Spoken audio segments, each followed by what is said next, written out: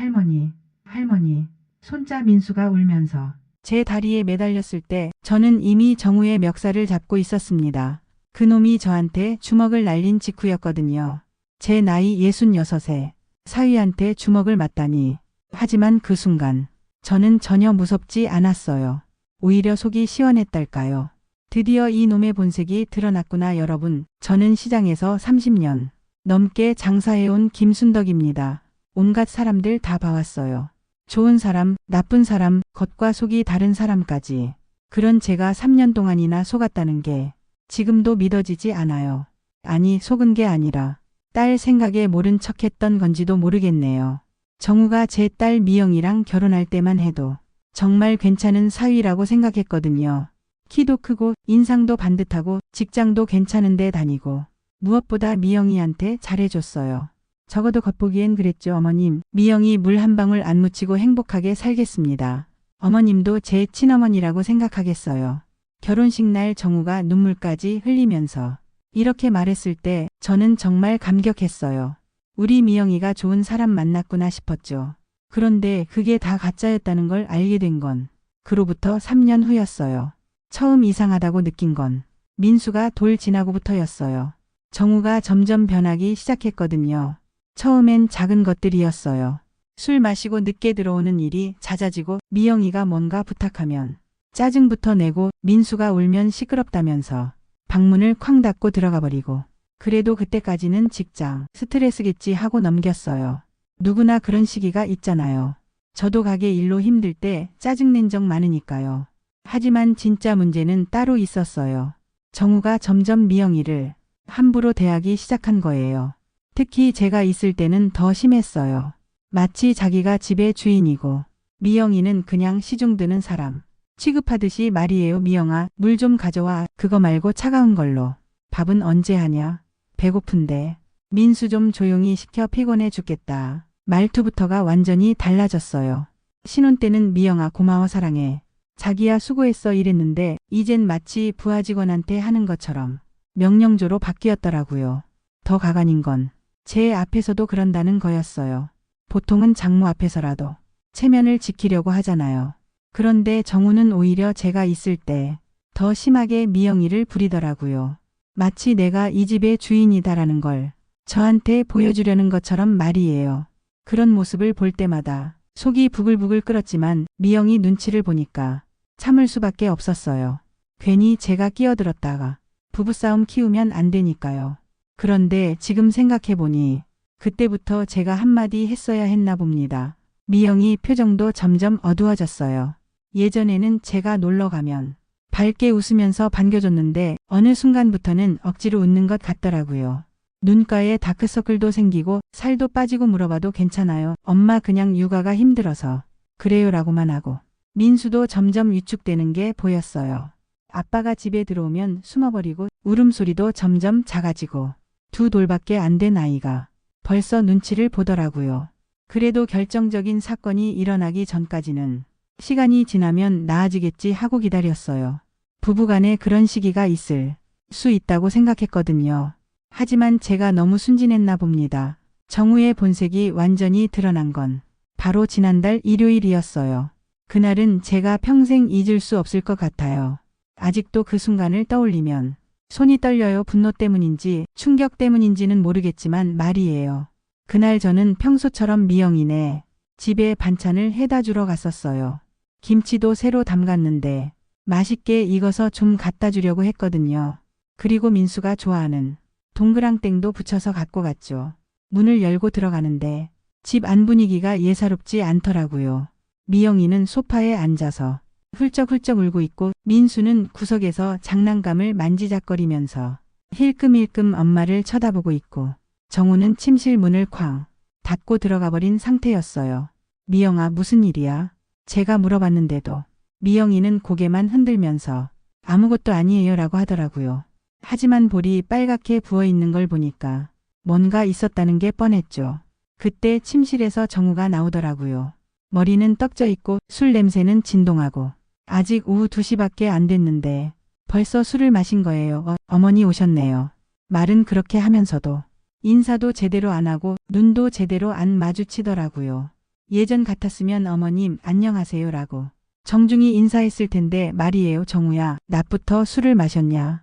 제가 이렇게 물어봤더니 정우가 대답도 안 하고 냉장고에서 맥주를 또 꺼내 마시더라고요.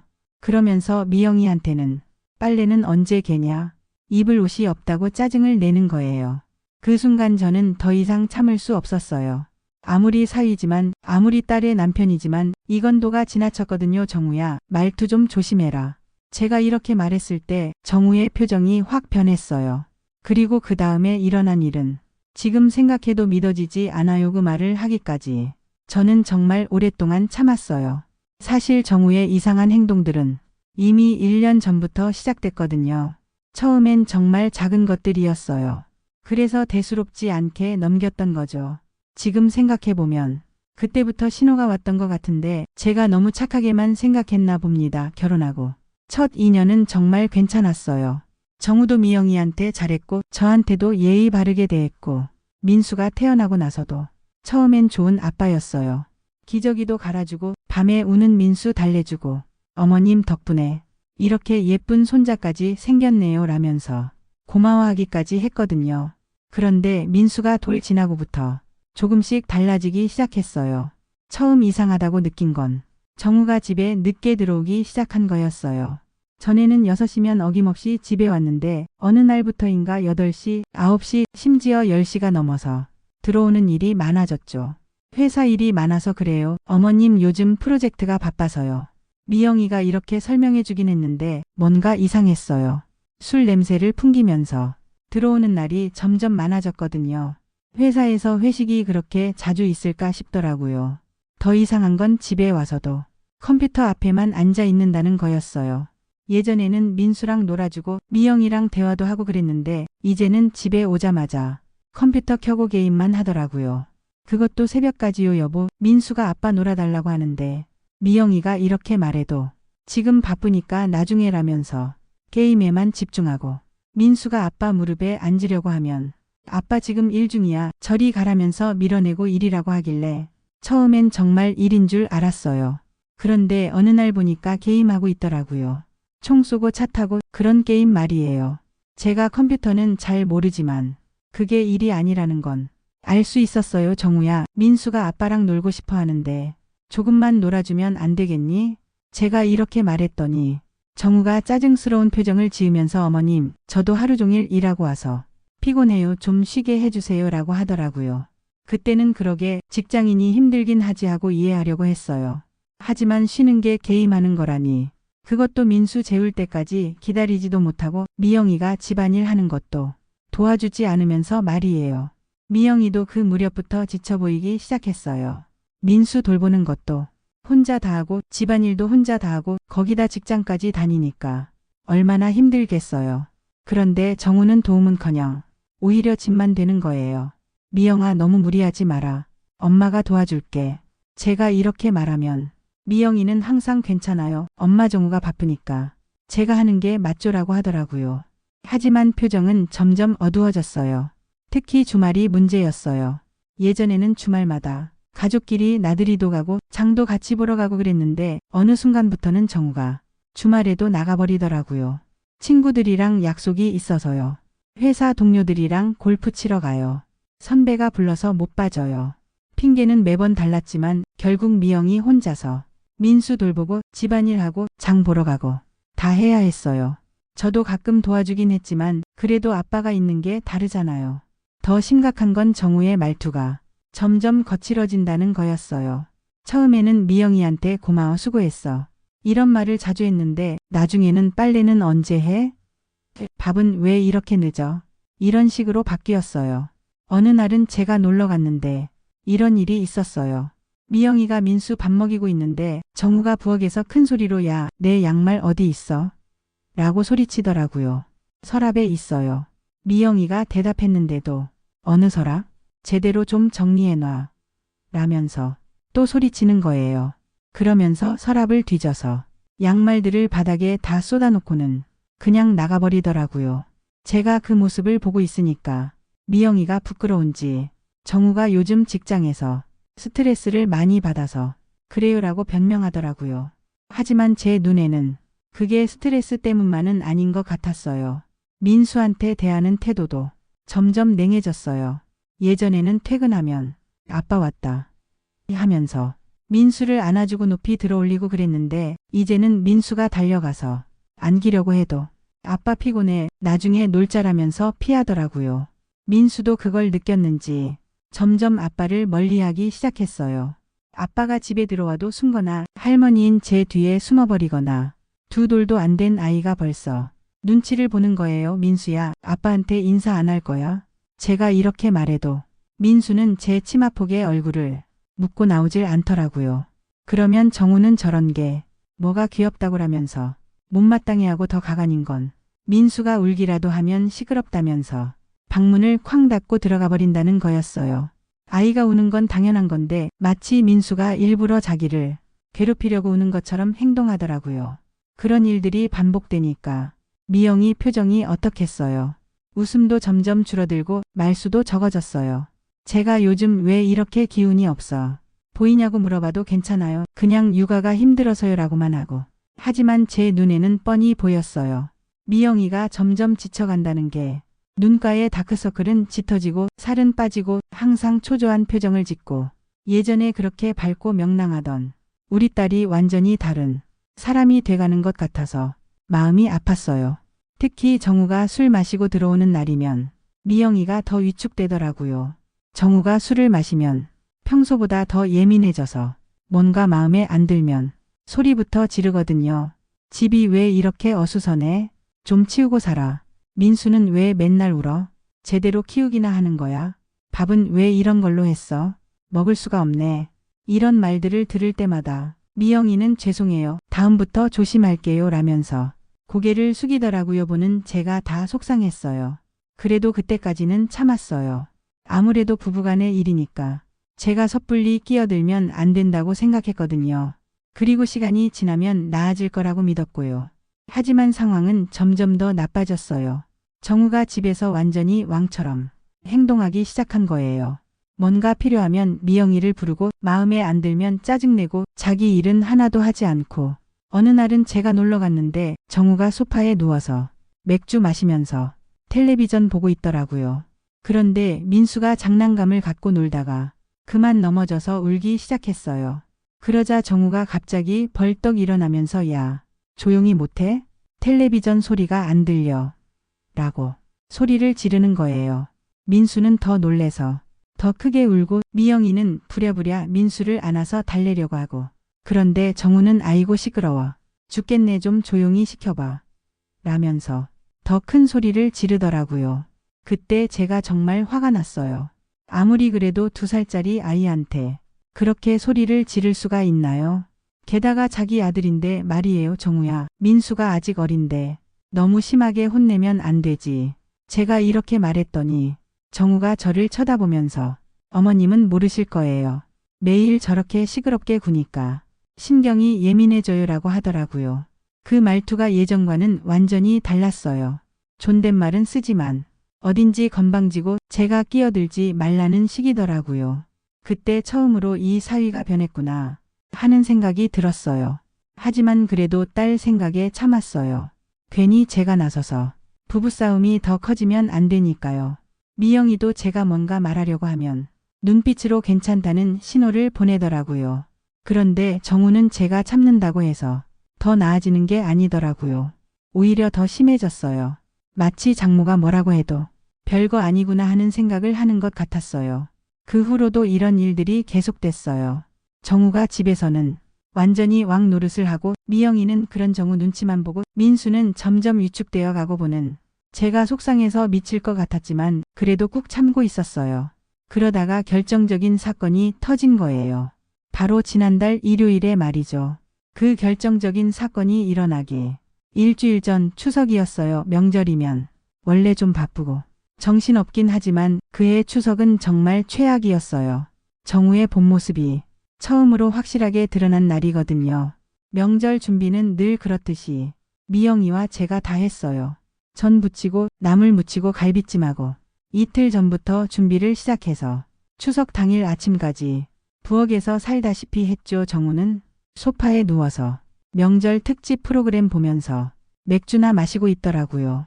민수는 아직 3살도 안 됐는데 할머니랑 엄마가 바쁘게 움직이는 걸 보면서 자기도 뭔가 도와주려고 아기 의자를 부엌으로 끌고 와서 앉아 있더라고요. 그 모습이 얼마나 기특하던지 저는 민수 머리를 쓰다듬어 주면서 감자도 하나 주고 당근도 하나 주고 그랬어요. 그런데 정우는 그런 모습을 보고도 전혀 미안해하거나 도와주려고 하지 않더라고요. 심지어 미영이가 무거운 솥을 옮기려고 할 때도 그냥 텔레비전만 보고 있었어요. 제가 대신 도와주니까 미영이가 죄송하다는 표정으로 저를 쳐다보더라고요. 오전 11시쯤 되니까 정우 부모님이 오셨어요. 그때서야 정우가 벌떡 일어나더니 갑자기 부엌으로 와서는 마치 자기가 준비를 도와주고 있었던 것처럼 행동하기 시작했어요. 앞치마까지 둘러매고는 부모님한테 인사하러 나가더라고요. 저는 그 모습을 보면서 정말 어이가 없었어요. 지금까지 손가락 하나 까딱 안 하다가 부모님 오니까 갑자기 효자 아들 행세를 하다니. 하지만 일단 명절이니까 아무 말 하지 않았어요. 정우 부모님은 좋은 분들이셨어요. 저한테도 항상 정중하게 대해주시고 미영이한테도 잘해주시고 그날도 오시자마자 부엌에서 고생하고 있는 저희를 보고는 미안해 하시더라고요. 시어머니가 미영이한테 뭔가 도와주려고 하시니까 미영이는 괜찮다면서 안방에서 쉬시라고 모셨어요. 그런데 정우는 그때부터 이상하게 행동하기 시작했어요. 차례를 지내는 동안에도 그랬어요. 원래 제사나 차례 때는 여자들이 음식 나르고 치우고 하잖아요. 그런데 정우는 자기 부모님 앞에서는 열심히 도와주는 척하면서 정작 중요한 건 다 미영이한테 시키더라고요. 음식을 상에 올릴 때도 정우는 그냥 가벼운 것들만 나르고 무거운 갈비찜이나 탕 같은 건 미영이가 나르게 했어요. 미영이가 무거워서 휘청거려도 도와주지 않고 오히려 빨리 하라는 식으로 재촉하더라고요. 저는 그런 모습을 보면서 속이 부글부글 끓었지만 명절이고 어른들 앞이니까 참았어요. 하지만 정우의 행동은 점점 도를 넘었어요. 차례가 끝나고 음식을 나눠 먹을 때였어요. 정우 아버지가 갈비찜이 맛있다고 칭찬하시니까 정우가 갑자기 말하더라고요. 마치 자기가 만든 것처럼 으스댄다는 느낌이 들었어요. 물론 직접적으로 그렇게 말하지는 않았지만 뉘앙스가 그랬어요. 그리고 식사 후에 정말 가관인 일이 벌어졌어요. 정우 부모님이 민수 보면서 귀여워하시는데 정우가 갑자기 민수한테 뭔가 재주를 부려보라고 시키더라고요. 아직 3살도 안 된 아이한테 말이에요. 민수는 갑자기 많은 사람들이 쳐다보니까 무서웠는지 울기 시작했어요. 그러자 정우가 짜증스러운 표정을 지으면서 미영이를 쳐다보더라고요. 마치 애를 제대로 못 키우냐는 식으로 말이에요. 미영이는 부랴부랴 민수를 안아서 달래려고 했는데 정우가 입을 열었어요. 그때 나온 말이 저는 아직도 잊을 수 없어요. 그 말을 들은 순간 제 머릿속이 하얘졌어요. 자기 아들을 그런 식으로 말하다니. 게다가 조부모님들 앞에서 말이에요. 정우 부모님도 당황스러워 하시는 게 눈에 보였어요.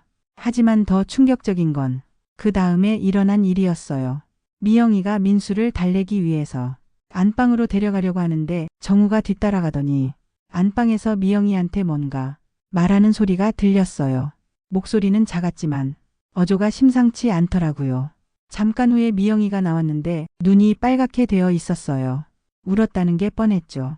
그런데 정우는 아무렇지도 않다는 듯이 나와서 부모님한테 다시 웃으면서 말하더라고요. 그 모습을 보고 있으니까 정말 속에서 불이 났어요. 하지만 어른들 앞이고 명절이니까 꾹 참았죠. 정우 부모님도 뭔가 눈치채신 것 같았지만 아무 말씀 안 하시더라고요. 저녁 때가 되어서야 정우 부모님이 돌아가셨어요. 그리고 나서 정말 가관인 일이 벌어졌어요. 정우가 갑자기 피곤하다면서 방으로 들어가 버린 거예요. 설거지도 정리도 다 미영이 혼자 하라는 식으로 말이에요. 미영이는 하루 종일 고생했는데도 묵묵히 설거지를 시작하더라고요. 저도 도와줬지만 정말 화가 났어요. 명절에 집안 식구들 음식 해주고 접대하고 한 게 누구인데 정작 집주인이라는 사람은 손가락 하나 까딱 안 하고 들어가 자버리다니. 설거지하면서 미영이한테 물어봤어요. 안방에서 정우가 뭐라고 했냐고 그랬더니 미영이가 눈물을 글썽이면서 말하더라고요. 정우가 민수 때문에 부모님 앞에서 창피했다고 애를 제대로 교육시키라고 했다는 거예요. 그 말을 듣는 순간 정말 화가 머리끝까지 올랐어요. 3살도 안 된 아이가 낯선 사람들 앞에서 무서워하는 게 당연한 건데 그걸 가지고 미영이를 탓하다니. 게다가 평소에 민수랑 제대로 놀아주지도 않으면서 무슨 교육을 말하는 건지. 하지만 그날은 미영이가 너무 지쳐 보여서 아무 말 하지 않았어요. 대신 마음속으로 다짐했죠. 다음번에 정우가 또 이런 식으로 행동하면 가만히 있지 않겠다고 말이에요. 그런데 그 다음번이 생각보다 빨리 왔어요. 바로 일주일 후였거든요. 그리고 그때는 정말 도저히 참을 수 없는 일이 벌어졌어요. 추석 이후로 정우의 태도는 더욱 노골적으로 변했어요. 마치 명절 때 자기 부모님 앞에서 좋은 모습 보여준 것으로 할 일은 다 했다는 시기였어요. 평소에도 미영이한테 함부로 대했는데 이제는 아예 대놓고 하인 부리듯이 하더라고요. 그 일주일 동안 미영이한테서 연락이 자주 왔어요. 전화할 때마다 목소리가 힘이 없고 한숨만 푹푹 쉬더라고요. 민수도 요즘 밤에 자주 운다고 아빠가 무서운가 봐요라고 하더라고요. 저는 그 얘기를 들으면서 더 이상 참으면 안 되겠다는 생각이 들었어요. 딸과 손자가 자기 집에서 눈치 보면서 살아야 하는 이런 상황을 언제까지 지켜만 보고 있을 순 없었거든요. 그리고 드디어 그 일요일이 왔어요. 제가 평생 잊지 못할 그날 말이에요. 그 일요일 아침 저는 평소보다 일찍 일어났어요. 왠지 모르게 마음이 무겁고 불안했거든요. 꿈도 이상하게 꿨어요.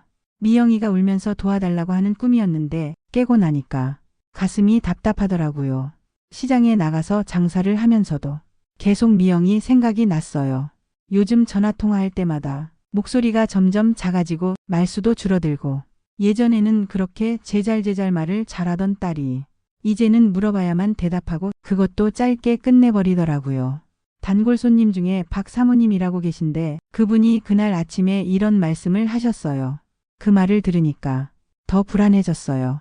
제가 모르는 사이에 미영이가 얼마나 힘들어하고 있을까 싶어서 말이에요. 그래서 점심때쯤 되어서 미영이한테 전화를 걸어봤어요.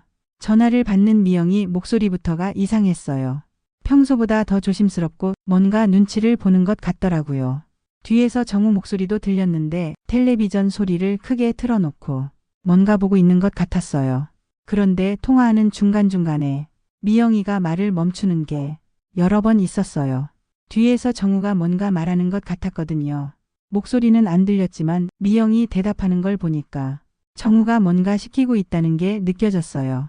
전화를 끊고 나니까 더욱 마음이 불편했어요. 딸이 자기 집에서 전화한 통 마음 편히 받지 못한다는 게 말이 되나요? 그래서 오후에 장사를 일찍 정리하고 미영이네 집으로 가기로 했어요. 평소보다 2시간 일찍 가게 문을 닫고 미영이가 좋아하는 김치랑 동그랑땡을 싸가지고 갔어요. 민수도 할머니가 만든 동그랑땡을 정말 좋아하거든요. 한 입 베어 물면 할매 맛있어 라고 하면서 눈을 동그랗게 뜨는 모습이 그렇게 사랑스러운지 모르겠어요. 그런데 미영이네 아파트 앞에 도착해서 문을 열고 들어가는 순간 뭔가 이상한 분위기를 느꼈어요. 거실이 어수선하게 흩어져 있고 민수는 구석에서 혼자 장난감을 가지고 놀고 있는데 표정이 너무 시무룩했어요. 미영이는 소파에 앉아 있었는데 얼굴이 창백하고 눈가가 빨갛게 부어 있더라고요. 분명히 울었다는 걸 알 수 있었어요. 그런데 제가 들어가니까 억지로 웃으면서 일어나더라고요. 정우는 침실에 들어가 있었는데 문이 꽉 닫혀 있었어요. 그런데도 안에서 목소리가 들렸어요. 누구랑 전화를 하는 것 같았는데 목소리 톤이 평소와 달리 다정하고 부드럽더라고요. 이상했어요. 집에서는 그렇게 차갑게 굴면서 전화로는 왜 그렇게 다정하게 말하는지 제가 미영이한테 무슨 일이냐고 물어봐도 계속 괜찮다고만 하더라고요. 하지만 제 눈에는 뻔히 보였어요. 뭔가 큰일이 있었다는 게 말이에요. 민수가 제게 달려와서 안기는데 평소보다 더 꼭 안기더라고요. 그러면서 작은 목소리로 속삭이는 거예요. 아직 말을 제대로 못하는 나이라서 알아듣기 어려웠지만 아빠 무서워라는 말은 확실히 들렸어요. 그 말을 듣는 순간 가슴이 철렁했어요. 3살도 안 된 아이가 자기 아빠를 무서워한다니. 도대체 정우가 민수한테 뭘 했길래 이런 반응을 보이는 건지. 그때 침실에서 정우가 나왔어요. 머리는 떡져 있고 옷도 구겨져 있고 얼굴도 부스스했어요. 그런데 저를 보더니 인사도 제대로 안 하고 그냥 지나가려고 하더라고요.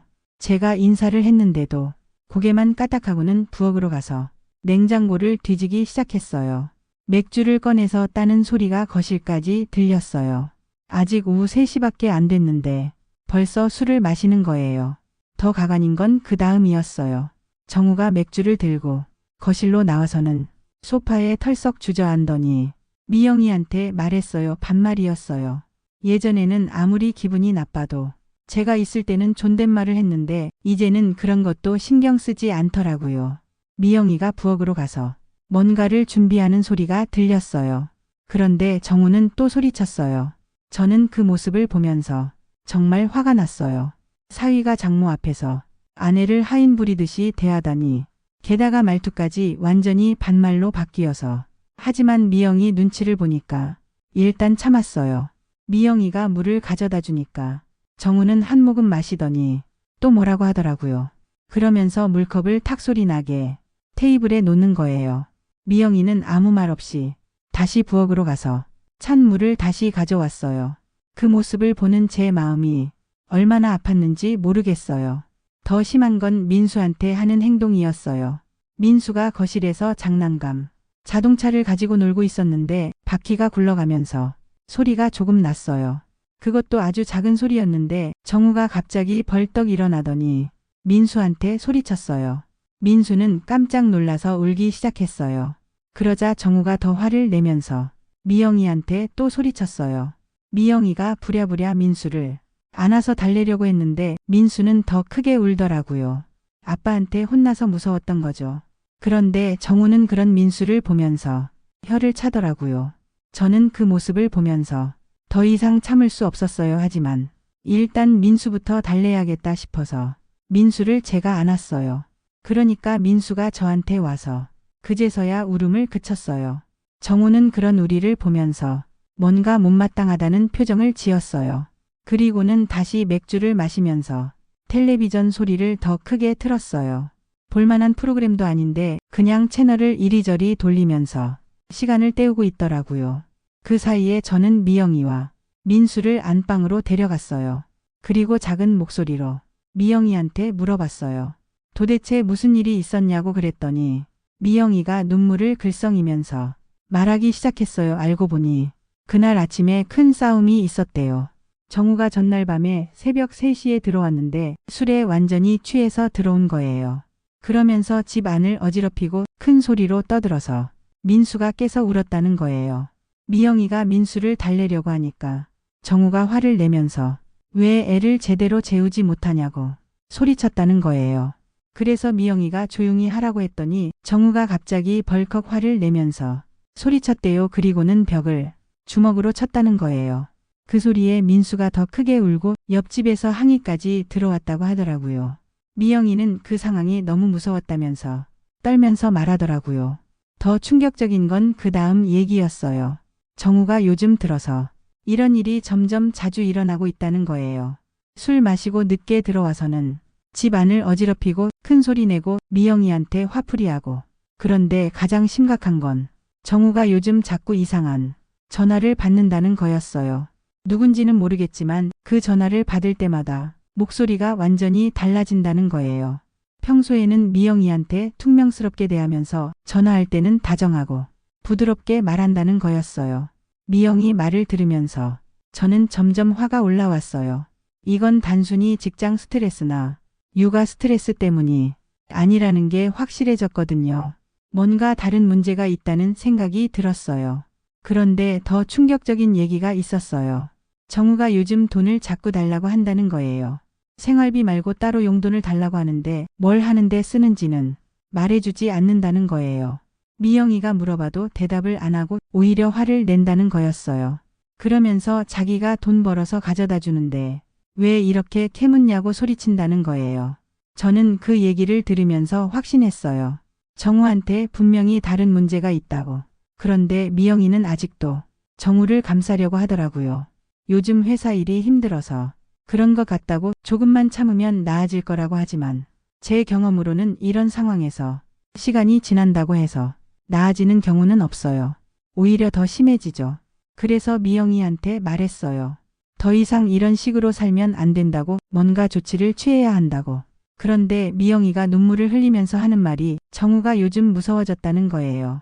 예전에는 화를 내도 미영이한테 직접적인 해를 끼치지는 않았는데 요즘은 눈빛 자체가 달라졌다는 거예요. 그 말을 듣는 순간 제 가슴이 철렁했어요. 딸이 자기 남편을 무서워한다니. 이건 정말 심각한 문제였어요. 그때 밖에서 정우가 또 소리쳤어요. 미영이가 후다닥 나가려고 하는데 저는 미영이를 붙잡았어요. 더 이상 이런 식으로 당할 수는 없다고 생각했거든요. 그래서 제가 나가겠다고 했어요. 거실로 나가니까 정우가 소파에 비스듬히 누워서 맥주를 마시고 있더라고요. 벌써 세 번째 캔을 따고 있었어요. 그리고 바닥에는 맥주 캔들이 굴러다니고 과자 부스러기들도 흩어져 있었어요. 저는 그 모습을 보면서 더 이상 참을 수 없었어요. 딸과 손자가 이런 사람 때문에 고생하고 있다는 게 정말 화가 났거든요. 그래서 제가 입을 열었어요. 바로 그때였어요. 정우가 제가 상상도 못했던 일을 저질렀던 거예요. 제가 입을 연 그 순간 정우의 눈빛이 완전히 변했어요. 마치 지금까지 숨기고 있던 본성이 드러나는 것 같더라고요. 술에 취한 눈이 번득거리면서 저를 째려보기 시작했어요. 저는 그 눈빛을 보면서 오히려 확신했어요. 아, 이놈이 진짜 문제가 있구나. 더 이상 참으면 안 되겠다. 시장에서 30년 넘게 장사하면서 온갖 사람들 다 봐왔거든요. 좋은 사람, 나쁜 사람, 위험한 사람까지. 정우의 눈에서 바로 그 위험한 냄새가 났어요. 그런데 정우가 갑자기 맥주캔을 바닥에 내팽개치더니 벌떡 일어나는 거예요. 그러면서 저한테 한 걸음씩 다가오기 시작했어요. 키가 175cm 정도 되니까 저보다 한참 크죠. 그런 몸집으로 저를 내려다보면서 위협하려는 속셈이었던 것 같아요. 하지만 저는 전혀 무섭지 않았어요. 오히려 속이 시원했달까요. 드디어 이놈의 가면이 벗겨졌다는 생각에 말이에요. 시장에서 장사하면서 이런 건달 같은 놈들 많이 봤거든요. 처음엔 무서운 척하다가 막상 맞서면 꼬리 내리는 그런 놈들 말이에요. 그때 안방에서 미영이가 나왔어요. 아마 밖에서 나는 소리를 듣고 걱정이 됐나 봅니다. 민수도 미영이 치마를 꽉 잡고 따라 나왔는데 얼굴이 새하얗게 질려서 울음을 참고 있더라고요. 미영이가 상황을 보더니 급하게 말했어요. 하지만 저는 이미 결심을 굳혔어요. 더 이상 이런 식으로 넘어갈 수는 없다고 생각했거든요. 그래서 정우를 똑바로 쳐다보면서 말했어요. 그 말을 들은 순간 정우의 얼굴이 시뻘겋게 달아올랐어요. 목에 핏대까지 서면서 완전히 이성을 잃은 것 같더라고요. 그러면서 주먹을 꽉 쥐고 저한테 더 가까이 다가왔어요. 저는 그런 정우를 보면서 오히려 당당했어요. 제가 틀린 말을 했나요? 사위된 놈이 장모한테, 그것도 아내한테 함부로 대하는 걸 지적받았다고 해서 화낼 일인가요? 도리어 고마워해야 할 일이죠. 그런데 정우가 입을 열어서 하는 말이 더 가관이었어요. 저는 그 말을 듣고 정말 어이가 없었어요. 지금까지 누가 이 집 살림을 도와줬는데, 누가 민수 돌봐주고 미영이 힘들 때마다 달려왔는데 간섭하지 말라고요? 그것도 고함을 지르면서 말이에요. 미영이는 그 모습을 보고 완전히 겁에 질려서 떨고 있었어요. 민수는 엄마 뒤에 숨어서 훌쩍훌쩍 울고 있고 그런 모습을 보니까 더욱 화가 났어요. 저는 한 발자국도 물러서지 않고 정우한테 말했어요. 바로 그때였어요. 정우가 제가 상상도 못했던 일을 저질렀던 거예요. 정우가 갑자기 오른손을 들어 올리더니 제 얼굴을 향해서 주먹을 휘둘렀어요. 정말 순식간의 일이었어요. 저는 그 주먹이 날아오는 걸 보면서 아, 정말 이놈이 나한테 손을 대는구나 하는 생각밖에 안 들었어요. 주먹이 제 왼쪽 뺨을 스치면서 지나갔어요. 완전히 맞지는 않았지만 그래도 충격으로 제 몸이 옆으로 휘청거렸어요. 그 순간 제 머릿속에서 뭔가가 끊어지는 소리가 들렸어요. 이 새끼가 감히 나한테. 그 순간 저는 완전히 다른 사람이 됐어요. 시장에서 30년 넘게 온갖 일들을 겪으면서 다져진 제 본성이 터져나온 거죠. 누군가 저를 때렸을 때 가만히 있을 순덕이가 아니었거든요.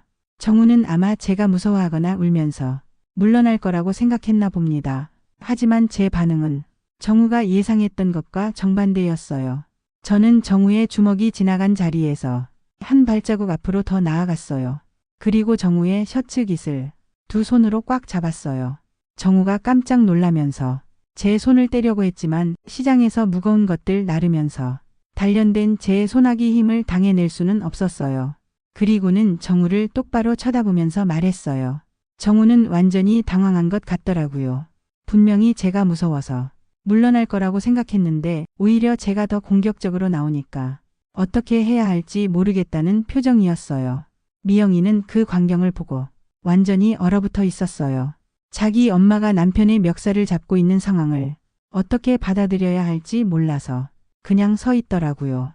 민수는 더 큰 소리로 울기 시작했어요. 아빠와 할머니가 싸우는 모습이 무서웠던 거죠. 그런 민수를 보니까 더욱 화가 났어요. 3살도 안 된 아이가 이런 걸 봐야 한다니. 정우가 제 손을 떼려고 발버둥치면서 소리쳤어요. 하지만 저는 더 세게 정우의 셔츠를 잡았어요. 그리고 정우를 거실 벽 쪽으로 밀어붙였어요. 정우가 술을 마셔서 몸이 휘청거리는 상태였기 때문에 제가 밀자 쉽게 밀려났어요. 벽에 등이 닿자 정우의 얼굴이 더욱 일그러졌어요. 자기가 완전히 제압당했다는 걸 깨달은 거죠. 그런데도 입으로는 계속 반발하더라고요. 저는 정우를 벽에 밀어붙인 채로 얼굴을 아주 가까이 대고 말했어요. 정우의 얼굴에서 술 냄새와 함께 식은땀 냄새가 났어요.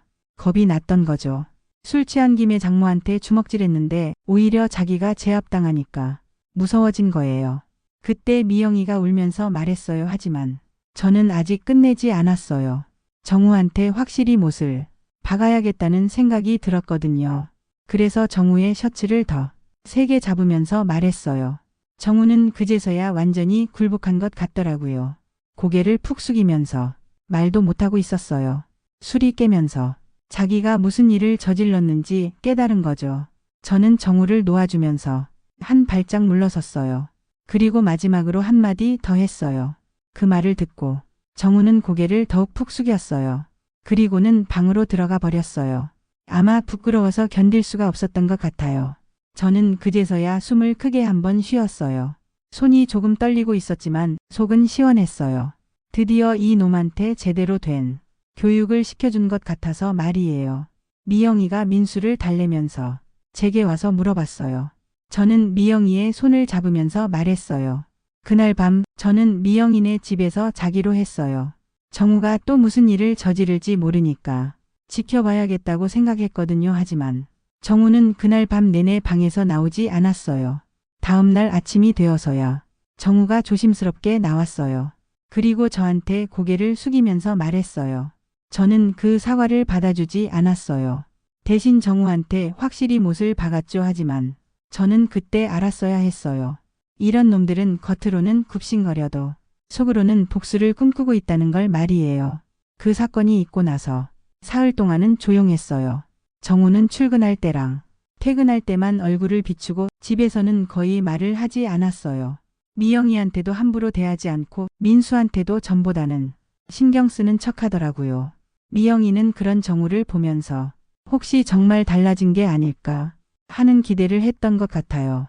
제가 며칠 더 머물면서 지켜보자고 했는데도 이제 괜찮을 것 같다면서 집에 가라고 하더라고요. 하지만 저는 뭔가 석연치 않았어요. 30년 넘게 장사하면서 터득한 제 직감으로는 이런 놈들이 그렇게 쉽게 변할 리가 없거든요. 분명히 뭔가 꿍꿍이가 있을 거라는 생각이 들었어요. 그런데 제 직감이 맞았어요. 나흘째 되는 날 미영이한테서 다급한 전화가 왔거든요. 목소리부터 떨리고 있더라고요. 알고 보니 정우가 그 전날 밤에 또 늦게 들어왔는데 이번에는 양복도 구겨져 있고 셔츠에는 이상한 얼룩까지 묻어 있었대요. 냄새도 술 냄새가 아니라 뭔가 다른 냄새가 났다고 하더라고요. 더 이상한 건 정우가 그날 밤에 계속 휴대폰을 만지작거리면서 문자를 주고받고 있었다는 거예요. 미영이가 뭐 하느냐고 물어봐도 대답도 안 하고 오히려 화를 내면서 방으로 들어가 버렸다는 거였어요. 그리고 그날 새벽에 정우가 또 전화를 받았는데 목소리가 완전히 다정하더라는 거예요. 집에서는 그렇게 차갑게 굴면서 누군가와는 다정하게 통화하는 게 이상하다고 미영이가 말하더라고요. 저는 그 얘기를 듣고 확신했어요. 정우한테 분명히 다른 여자가 있다는 걸 말이에요. 그런데 그것만이 문제가 아니었어요. 뭔가 더 큰 문제가 있을 것 같다는 생각이 들었거든요. 그래서 제가 직접 조사해 보기로 했어요. 시장에서 오래 장사하다 보니까 이런저런 정보를 알아내는 방법이 있거든요. 특히 제 단골 손님 중에 택시기사 하시는 분이 계신데 그분이 이 동네 사정을 누구보다 잘 아세요. 김 기사님이라고 하는 그분한테 넌지시 물어봤어요. 혹시 우리 사위가 요즘 어디 다니는지 아시냐고 그랬더니 김 기사님이 의외의 대답을 하시더라고요. 저는 그 말을 듣고 깜짝 놀랐어요. 도박장이라니. 정우가 도박을 한다는 건 전혀 몰랐거든요. 그래서 더 자세히 물어봤어요. 김 기사님 말로는 정우가 벌써 몇 달 전부터 그 도박장에 드나들고 있다는 거예요. 처음에는 가끔 가던 게 나중에는 거의 매일 가다시피 한다는 거였어요. 그리고 최근에는 얼굴이 점점 초췌해지고 있다고 하더라고요. 더 충격적인 건 그 다음 얘기였어요. 정우가 그 도박장에서 돈을 많이 잃었다는 소문이 있다는 거예요. 그래서 요즘 여기저기서 돈을 빌리려고 다니고 있다는 얘기까지 있더라고요. 저는 그 말을 듣고 머리가 하얘졌어요. 도박으로 돈을 잃었다면 미영이한테 자꾸 돈을 달라고 하는 것도 그 때문이었던 거였어요. 그리고 집에서 짜증내고 화내는 것도 도박 빚 때문에 스트레스를 받아서였을 거고요. 하지만 그것만으로도 충분히 충격적이었는데 김 기사님이 더 심각한 얘기를 하시더라고요. 저는 그 말을 듣고 정말 어이가 없었어요. 다른 여자까지 있다니. 그래서 더 자세히 물어봤더니 그 여자는 그 도박장에서 일하는 사람이라는 거예요. 정우가 그 여자 때문에 더 자주 그 도박장에 가게 됐다는 소문까지 있더라고요. 제가 그 얘기를 듣고 있는데 김 기사님이 또 하나 더 충격적인 얘기를 하셨어요. 돈을 빌려달라고 했다니 그것도 꽤 많은 돈을. 저는 그 말을 듣고 정말 화가 머리끝까지 올랐어요. 도박으로 돈을 잃어놓고는 처가 쪽에서 돈을 빌리려고 하다니. 게다가 바람까지 피우면서 말이에요. 김 기사님께서는 제가 너무 놀란 것 같다면서 걱정해 주셨어요. 저는 김 기사님께 고맙다고 인사하고 급하게 집으로 돌아왔어요. 그리고 이 일을 어떻게 처리할지 생각해 봤어요. 일단 미영이한테 말해야 하나 아니면 더 확실한 증거를 잡아야 하나 고민하다가 결국 미영이한테 전화했어요. 그리고 제가 알아낸 사실들을 조심스럽게 말해줬어요. 미영이는 처음에는 믿기 어렵다는 반응이었어요. 하지만 제가 구체적으로 설명해 주니까 미영이도 점점 수긍하더라고요. 사실 미영이도 이상한 점들을 많이 느끼고 있었던 거예요. 정우가 자꾸 돈을 달라고 하는 것, 이상한 전화를 받는 것, 늦게 들어오는 것들 말이에요. 그런데 미영이가 더 충격적인 얘기를 하더라고요. 정우가 최근에 미영이 통장에서 돈을 몰래 빼간 적이 있다는 거예요. 미영이가 그걸 알고 물어봤더니 정우가 급한 일이 있어서 그랬다면서 나중에 갚겠다고 했다는 거였어요. 저는 그 얘기를 듣고 정말 분노가 치밀어 올랐어요. 도박하고 바람 피우는 것도 모자라서 아내 돈까지 훔쳐가다니. 이건 정말 용서할 수 없는 일이었어요. 그래서 제가 미영이한테 말했어요. 더 이상 이런 식으로 당할 수는 없다고, 이제 확실한 조치를 취해야 한다고. 미영이도 이번엔 동의하더라고요. 아마 너무 충격이 커서 더 이상 정우를 믿을 수 없게 됐나 봅니다. 하지만 저는 여기서 끝낼 생각이 없었어요. 정우한테 제대로 된 대가를 치르게 해줘야겠다고 생각했거든요. 그래서 더 구체적인 증거를 모으기 시작했어요. 다음 날부터 저는 시장에서 장사하는 틈틈이 정우에 대한 정보를 더 수집했어요. 다행히 시장에는 이런저런 정보통들이 많거든요. 그분들을 통해서 정우의 실상을 더 자세히 알 수 있었어요. 알고 보니 정우의 도박빚이 생각보다 훨씬 많았어요. 몇백만 원이 아니라 몇천만 원에 달한다는 거였어요. 그리고 그 빚을 갚기 위해서 여기저기서 돈을 빌리려고 다니고 있다는 것도 확인됐어요. 더욱 심각한 건 정우가 회사에서도 문제를 일으켰다는 소식이었어요. 회사 돈을 횡령했다는 의혹까지 있더라고요. 아직 발각되지는 않았지만 조만간 문제가 터질 것 같다는 얘기였어요. 그리고 그 여자 문제도 더 심각했어요. 정우가 그 여자한테 미영이와 이혼하겠다고 약속했다는 소문까지 있더라고요. 그러면서 그 여자한테도 돈을 써주고 있다는 거였어요. 저는 이 모든 사실들을 종합해 보니까 정말 어이가 없었어요. 정우가 완전히 막장으로 사는 거였어요. 도박, 바람, 횡령까지. 이런 놈이 우리 미영이 남편이고 민수 아빠라니. 그런데 가장 화나는 건 정우가 아직도 집에서는 아무렇지도 않게 굴고 있다는 거였어요. 마치 자기가 저지른 일들을 미영이가 모른다고 생각하는 것 같더라고요. 저는 더 이상 참을 수 없었어요. 이런 놈한테 더 이상 우리 딸과 손자를 맡겨둘 수는 없다고 생각했거든요. 그래서 완벽한 계획을 세우기로 했어요. 정우의 모든 잘못을 만천하에 드러내고 그 놈이 더 이상 우리 가족에게 해를 끼칠 수 없도록 확실하게 처리해 주기로 말이에요. 시장에서 30년 넘게 장사하면서 쌓은 제 인맥과 경험을 총동원해서 정우라는 놈을 완전히 박살내버리기로 결심했어요. 감히 제 딸한테 손대고 제 손자를 무서워하게 만들고 심지어 저한테까지 주먹질을 했으니 이제 그 대가를 제대로 치러야죠. 그리고 무엇보다 정우가 저한테 사과한다고 했을 때 제가 느꼈던 그 위화감이 맞았어요. 그 놈은 진심으로 반성한 게 아니라 그냥 임시 방편으로 넘어가려고 했던 거였어요. 속으로는 복수할 기회만 노리고 있었던 거죠. 하지만 제가 먼저 행동에 나서겠어요.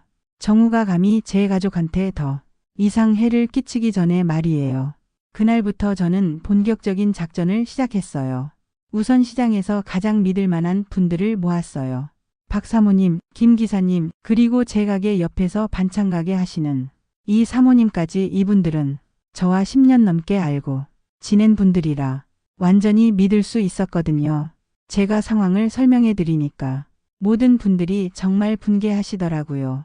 특히 박 사모님은 당장 정우 직장에 전화해서 다 까발리자고 하실 정도였어요. 하지만 저는 좀 더 체계적으로 접근하기로 했어요. 감정적으로 덤비면 오히려 정우한테 빠져나갈 구실을 줄 수도 있거든요. 우선 첫 번째로 정우의 도박 현장을 확실히 잡기로 했어요. 김 기사님이 그 도박장 위치를 정확히 알고 계시니까 언제 정우가 거기 가는지 확인해 보기로 했어요. 다행히 김 기사님이 그 근처를 자주 다니시니까 정우의 동선을 파악하는 건 어렵지 않았어요. 이틀 후 김 기사님한테서 연락이 왔어요. 정우가 퇴근 후에 곧장 도박장으로 향하고 있다는 거였어요. 저는 즉시 박 사모님과 함께 그쪽으로 갔어요. 직접 확인해 보고 싶었거든요. 그 건물 근처에서 기다리고 있는데 정말 정우가 나타나더라고요. 평소 집에서 보던 모습과는 완전히 달랐어요. 눈이 빨갛게 충혈되어 있고 옷도 구겨져 있고 걸음걸이도 불안정했어요. 완전히 도박에 중독된 사람 같더라고요. 더 충격적인 건 정우가 건물 앞에서 만난 여자였어요. 염색 머리에 짙은 화장을 한 여자가 정우 팔짱을 끼고 들어가는 거예요. 그 모습을 보는 순간 정말 화가 머리끝까지 올랐어요. 집에서는 미영이한테 그렇게 냉정하게 굴면서 밖에서는 다른 여자랑 이렇게 다정하게 다니다니. 박 사모님도 그 광경을 보고 혀를 차시더라고요. 저희는 그 증거를 확실히 잡기 위해서 사진도 찍었어요. 요즘은 휴대폰으로도 사진이 잘 나오니까 정우와 그 여자가 함께 들어가는 모습을 선명하게 찍을 수 있었어요. 그리고 다음 단계로 정우의 회사 상황을 알아보기로 했어요. 이 사모님 아들이 정우랑 같은 회사에 다니고 있었거든요. 그래서 이 사모님을 통해서 정우의 회사 내 상황을 파악해 볼 수 있었어요. 이틀 후 이 사모님한테서 놀라운 소식을 들었어요. 정우가 정말 회사 돈을 횡령했다는 게 거의 확실해졌다는 거예요. 회계팀에서 장부를 점검하던 중에 이상한 부분을 발견했고 그게 정우와 연관되어 있다는 의혹이 제기됐다는 거였어요. 그런데 아직 정식으로 문제가 제기되지는 않았대요. 회사에서도 신중하게 조사하고 있는 단계라고 하더라고요. 하지만 곧 정식으로 감사가 들어갈 예정이라는 얘기였어요. 저는 그 소식을 듣고 계획을 수정했어요. 어차피 회사 문제는 곧 터질 테니까 그 전에 다른 문제들부터 확실히 정리하기로 한 거예요. 그래서 다음 날 제가 직접 정우를 찾아가기로 했어요. 정우 출근 시간에 맞춰서 회사 근처에서 기다리고 있다가 마주쳤어요. 저를 본 정우의 얼굴이 순간적으로 굳어지더라고요. 아마 왜 제가 거기 나타났는지 눈치챈 것 같았어요. 저는 정우를 근처 카페로 데리고 갔어요. 그리고 제가 알고 있는 모든 사실들을 하나하나 말해줬어요. 도박장 다니는 것, 다른 여자와 만나는 것, 미영이 돈 훔쳐간 것, 회사 횡령 의혹까지 정우는 처음에는 발뺌하려고 했어요. 하지만 저는 준비해온 사진들을 정우 앞에 내밀었어요. 정우가 그 여자와 도박장에 들어가는 사진, 둘이 함께 걷는 사진들 말이에요. 그 사진들을 본 정우의 얼굴이 새하얘졌어요. 이제 더 이상 변명할 수 없다는 걸 알았나 봅니다. 그런데 정우의 반응이 제가 예상했던 것과 달랐어요. 사과하거나 반성하는 모습을 보이는 게 아니라 오히려 개고집을 부리기 시작했어요. 저는 그 말을 듣고 정말 어이가 없었어요. 아직도 저한테 이런 식으로 말하다니. 그래서 제가 준비한 마지막 카드를 꺼냈어요. 사실 저는 이 사모님 아들을 통해서 정우 회사 사람들 연락처를 알아내놨거든요. 정우 상사와 인사팀장 연락처까지 다 확보해뒀어요. 그 말을 듣자 정우의 얼굴이 완전히 일그러졌어요. 이제야 상황이 얼마나 심각한지 깨달은 것 같더라고요. 저는 거기서 끝내지 않았어요. 정우한테 제 마지막 통보를 했어요. 정우는 그제서야 완전히 굴복한 표정을 지었어요. 하지만 저는 이미 마음을 정했어요. 이런 놈한테는 어떤 기회도 줄 수 없다고 말이에요. 그날 오후 저는 박 사모님, 김 기사님과 함께 정우 회사에 갔어요. 그리고 인사팀장을 만나서 정우의 모든 실상을 고발했어요. 도박 중독 불륜, 가정폭력까지 모든 걸 다 털어놨어요. 인사팀장은 처음에는 믿기 어렵다는 반응이었지만 제가 준비한 증거들을 보고는 심각하게 받아들이더라고요. 특히 도박장 출입하는 사진들을 보고는 완전히 표정이 굳어졌어요. 그리고는 회계팀과 협의해서 정우에 대한 전면적인 조사에 들어가겠다고 하더라고요. 이미 횡령 의혹도 있는 상황에서 이런 사실들까지 드러나니까 회사로서도 더 이상 정우를 두고 볼 수 없다는 입장이었어요. 다음 날 정우는 회사에서 즉시 정직 처분을 받았어요. 그리고 본격적인 감사가 시작됐죠. 결과는 예상대로였어요. 정우의 횡령이 확실하게 드러났고 결국 해고 처분과 함께 고발 조치까지 내려졌어요. 하지만 저의 복수는 거기서 끝나지 않았어요. 정우가 다니던 도박장에도 신고를 했어요. 불법 도박장이었거든요. 경찰 수사가 들어가면서 그 도박장도 문을 닫게 됐고 정우가 만나던 그 여자도 경찰 조사를 받게 됐어요. 그리고 마지막으로 정우의 모든 빚이 만천하에 드러났어요. 도박빚, 대출, 카드빚까지 합치면 정말 천문학적인 숫자였어요. 정우 혼자서는 평생 갚을 수 없을 만큼 말이에요. 결국 정우는 모든 걸 잃었어요. 직장, 집, 가족, 그리고 그 여자까지. 그 여자는 정우가 돈이 없어지자 바로 연락을 끊어버렸거든요. 역시 그런 관계는 돈으로 이어진 거였나 봅니다. 정우는 마지막에 저한테 전화를 걸어서 용서해달라고 빌었어요. 하지만 저는 냉정하게 대답했어요. 그리고는 전화를 끊어버렸어요. 정우가 제 딸과 손자에게 한 일들을 생각하면 이 정도도 약한 거였어요. 미영이는 처음에는 이 모든 상황을 받아들이기 어려워했어요. 아무래도 남편이었으니까 복잡한 감정이 있었을 거예요. 하지만 정우의 실상이 모두 드러나고 나니까 오히려 시원해하더라고요. 민수도 아빠가 집에서 사라지자 오히려 밝아졌어요. 더 이상 무서워하지 않고 자유롭게 웃고 떠들 수 있게 됐어요. 그 모습을 보니까 제가 한 일이 옳았다는 확신이 들었어요. 정우는 결국 빚에 쪼들려서 야반도주하듯 어디론가 사라졌어요. 마지막까지 책임지지 않고 도망간 거죠. 하지만 상관없어요. 이제 우리 가족한테는 더 이상 해를 끼칠 수 없으니까요. 시장 상인들은 모두 제 일을 대단하다고 칭찬해 주셨어요. 특히 박 사모님은 순덕이가 정말 시원하게 해결했다면서 다른 분들한테도 자랑해 주시더라고요. 저는 그때 깨달았어요. 가족을 지키기 위해서는 때로는 이런 강한 조치도 필요하다는 걸 말이에요. 만약 제가 그때 참고 넘어갔다면 미영이와 민수는 계속해서 고통받았을 거예요. 그 일이 있고 나서 벌써 1년이 지났어요. 지금 제가 이 이야기를 들려드리는 것도 그때의 일들이 모두 정리가 되고 우리 가족이 평화를 되찾았기 때문이에요. 돌이켜보니 정말 힘든 시간이었지만 그 덕분에 더 소중한 것들을 깨달을 수 있었어요. 미영이는 이제 완전히 달라졌어요.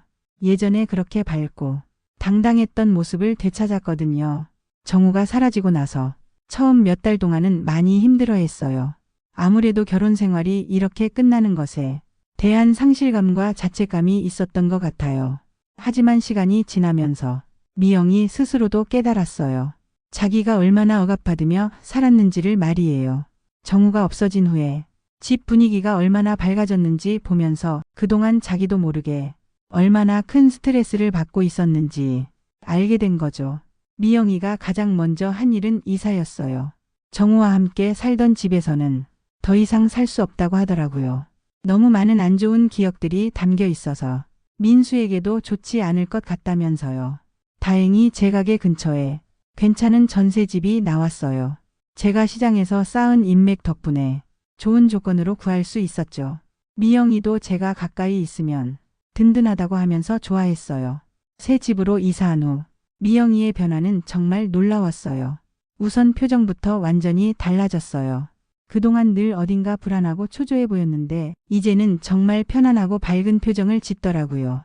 웃음소리도 예전처럼 시원시원하게 나오고요. 무엇보다 미영이가 자신감을 되찾은 게 보였어요. 정우 때문에 많이 위축되어 있었는데 이제는 무슨 일이든 당당하게 결정하고 추진하더라고요. 예전에 당찬 우리 딸이 돌아온 거예요. 직장에서도 인정받기 시작했어요. 그동안은 집안 걱정 때문에 제대로 집중하지 못했는데 이제는 마음 편하게 일할 수 있으니까 실력을 제대로 발휘하게 된 거죠. 몇 달 전에는 승진까지 했어요. 정말 기특해서 제가 삼겹살 파티까지 해줬답니다. 경제적으로도 훨씬 안정됐어요. 정우가 있을 때는 그놈이 돈을 가져다 주기는 했지만 반대로 가져가는 돈이 더 많았거든요. 도박하고 바람 피우는데 쓴 돈이 얼마나 많았겠어요. 이제는 미영이 혼자 벌어도 오히려 여유가 있어요. 무엇보다 미영이가 꿈을 되찾았어요. 예전에 대학 다닐 때 요리에 관심이 많았거든요. 그래서 요즘에는 퇴근 후에 요리 학원에 다니고 있어요. 나중에는 작은 식당이라도 차려보고 싶다고 하더라고요. 저는 그 말을 듣고 정말 기뻤어요. 미영이가 자기만의 꿈을 다시 꾸게 됐다는 게 무엇보다 소중했거든요. 그래서 제가 적금도 하나 들어서 미영이 식당 자금에 보태주려고 하고 있어요. 하지만 무엇보다 가장 큰 변화는 민수에게서 볼 수 있었어요. 정우가 사라지고 나서 민수가 얼마나 달라졌는지 모르겠어요. 전에는 늘 눈치 보고 조심스럽게 행동하던 아이가 이제는 정말 자유롭고 밝아졌거든요. 민수가 가장 좋아하는 건 제가 놀러 갔을 때예요. 예전에는 제가 가도 아빠 눈치를 보느라 마음껏 기뻐하지 못했는데 이제는 문만 열면 할매 하고 달려와서 안겨요. 그 모습이 얼마나 사랑스러운지 몰라요. 그리고 민수가 엄마랑 이야기하는 모습도 완전히 달라졌어요. 전에는 미영이가 바쁘거나 힘들어 보이면 조용히 있으려고 했는데 이제는 제잘제잘 말도 많이 하고 응석도 많이 부려요. 아이다운 모습을 되찾은 거죠. 무엇보다 민수가 밤에 잘 자기 시작했어요. 정우가 있을 때는 자주 악몽을 꾸고 밤중에 깨서 울곤 했는데 이제는 편안하게 잠들어요. 가끔 제가 재워줄 때면 저한테 안겨서 새근새근 잠드는 모습이 그렇게 평화로워 보일 수가 없어요. 그리고 민수가 다른 아이들과도 잘 어울리기 시작했어요. 전에는 어린이집에서도 좀 소극적이었는데 이제는 친구들과 활발하게 놀고 선생님 말씀도 잘 듣는다고 하더라고요. 집에서 받았던 스트레스가 없어지니까 모든 면에서 좋아진 거예요. 제가 보기에 민수한테 가장 큰 변화는 웃음이에요.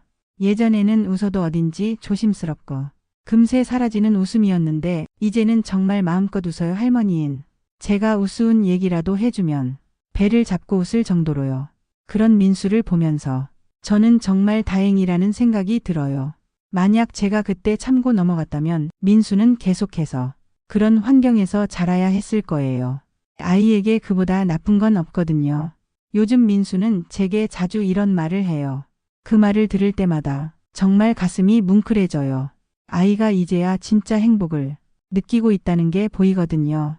저 자신의 변화도 있었어요. 이 모든 일을 겪으면서 제가 얼마나 강한 사람인지 다시 한번 깨달았어요. 남편 없이 혼자 딸 키우면서 힘들었던 것도 이겨냈고 이번에도 위기의 순간에 제대로 대처할 수 있었거든요. 하지만 무엇보다 가족의 소중함을 다시 한번 느꼈어요. 아무리 힘들어도 가족만큼은 포기할 수 없다는 걸 확실히 알았어요. 그리고 가족을 지키기 위해서는 때로는 강해져야 한다는 것도요. 시장에서도 제 평판이 더 좋아졌어요. 다들 제가 사위 문제를 어떻게 해결했는지 알고 계시거든요. 그래서 주변에서 가정 문제로 고민하시는 분들이 저한테 조언을 구하러 오세요. 얼마 전에는 옆 가게 하시는 분이 사위 문제로 고민이라면서 상담을 요청하셨어요. 그래서 제 경험을 바탕으로 조언해드렸는데 지금은 그분도 문제를 잘 해결하셨어요. 이렇게 제 경험이 다른 분들한테도 도움이 되니까 더욱 보람이 있어요. 그리고 제가 이 일을 겪으면서 얻은 가장 큰 교훈은 이거예요. 참는 것만이 미덕은 아니라는 거죠. 물론 가족이니까 어느 정도는 참아야겠지만 선을 넘는 일에까지 참을 필요는 없어요. 특히 폭력이나 위협 같은 건 절대로 참아서는 안 된다고 생각해요. 많은 사람들이 가족이라는 이름으로 참고 넘어가려고 해요. 특히 우리 세대 여성들은 더욱 그런 경향이 있죠. 하지만 그렇게 계속 참기만 하면 문제는 해결되지 않고 오히려 더 심해져요. 저는 이번 일을 통해서 확실히 깨달았어요. 가족을 지키는 것과 잘못된 것을 참는 것은 완전히 다른 문제라는 걸요. 진정으로 가족을 사랑한다면 때로는 단호하게 맞서 싸워야 해요. 정우 같은 사람한테 계속 기회를 주고 참아주는 것은 사랑이 아니라 방조예요. 그런 행동은 그 사람을 더 나쁜 길로 빠뜨릴 뿐만 아니라 다른 가족들도 함께 고통받게 만들어요. 특히 아이들한테는 정말 나쁜 영향을 줘요. 민수 같은 경우를 보세요. 아빠의 잘못된 행동을 계속 보면서 자랐다면 어떻게 됐을까요? 아마 그게 정상이라고 생각하면서 자랐을 거예요. 하지만 지금은 다르죠. 엄마가 당당하게 자기 삶을 살아가는 모습을 보면서 자라고 있어요. 그리고 할머니인 제가 어떻게 가족을 지켜냈는지도 알게 될 거예요. 이런 것들이 민수한테는 정말 소중한 교육이 되겠죠. 요즘 저는 미영이와 민수를 보면서 정말 행복해요. 그동안 제가 어떻게 살아왔는지, 무엇을 위해 그렇게 열심히 일했는지 그 의미를 알 것 같거든요. 바로 이런 순간들을 위해서였구나 싶어요. 미영이가 밝게 웃으면서 일하는 모습, 민수가 천진난만하게 뛰어다니는 모습을 보면 정말 가슴이 벅차올라요. 이런 평화로운 일상이 얼마나 소중한지 모르겠어요. 그리고 가끔 생각해보면 정우라는 사람을 만난 것도 어떻게 보면 의미가 있었던 것 같아요. 그 사람 때문에 힘들었지만 그 과정에서 우리 가족이 더 단단해졌거든요. 그리고 진짜 소중한 것이 무엇인지 깨달을 수 있었고요. 제 나이 이제 67살이에요. 젊지는 않지만 아직도 할 일이 많아요. 미영이 뒷바라지도 해야 하고 민수도 키워야 하고 그리고 무엇보다 이 아이들이 행복하게 살 수 있도록 계속 지켜줘야 해요. 시장 일도 계속 할 거예요. 제가 건강한 동안은 계속 일하면서 미영이한테 보탬이 되고 싶어요. 그리고 민수 교육비도 모아야 하고 미영이 식당 차릴 자금도 마련해야 하거든요. 하지만 무엇보다 중요한 건 우리 가족이 지금처럼 화목하게 지내는 거예요. 돈이 많거나 집이 크거나 그런 건 중요하지 않아요. 서로 사랑하고 아끼면서 평화롭게 사는 게 가장 큰 행복이에요. 요즘 저는 정말 마음이 편해요. 그동안 늘 미영이 걱정, 민수 걱정으로 마음이 무거웠는데 이제는 그런 걱정이 없어졌거든요. 물론 살아가면서 크고 작은 문제들은 계속 생기겠지만 이제는 우리가 함께 헤쳐나갈 수 있다는 자신이 있어요. 그리고 이번 일을 통해서 저는 확신하게 됐어요. 가족을 지키는 일이라면 뭐든 할 수 있다는 걸요. 비록 나이는 들었지만 아직도 제가 할 일이 많다는 것도 깨달았고요. 여러분도 혹시 비슷한 상황에 처해 계시다면 기억하세요. 참는 것만이 능사가 아니에요. 때로는 용기를 내서 맞서 싸워야 해요. 그래야 진정으로 가족을 지킬 수 있어요. 제 나이 67살, 제 인생은 여전히 현재 진행형입니다. 그리고 저는 이 인생이 아주 마음에 듭니다. 앞으로도 우리 미영이와 민수를 위해서 열심히 살 거예요. 그게 바로 제가 이 세상에 태어난 이유니까요.